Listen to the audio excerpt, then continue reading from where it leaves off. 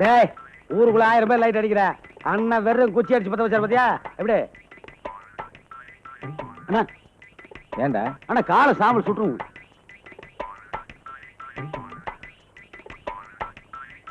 அண்ணா என்னடா சும்மா கையை நீட்டி மண்ணில் ஊந்துருங்கண்ணா.